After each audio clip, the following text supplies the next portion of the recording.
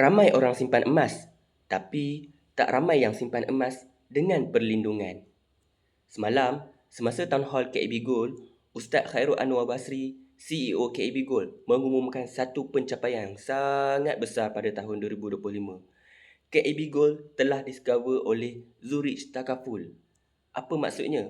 Setiap simpanan emas kita bersama KAB Gold, insya-Allah dilindungi oleh Takaful. Alhamdulillah. Ini bukan sekadar simpan emas. Ini simpan emas dengan keyakinan, keselamatan dan sistem yang kukuh. Kita bukan lagi bercakap soal kecil-kecilan. Bila sebuah syarikat takaful antarabangsa seperti Zurich tampil bekerjasama dan memberi perlindungan, itu adalah tanda kepercayaan dan kredibiliti yang sangat tinggi. InsyaAllah, penyimpan emas KAB Gold tak perlu lagi simpan emas dalam rasa risau, tapi simpan dengan tenang dan yakin.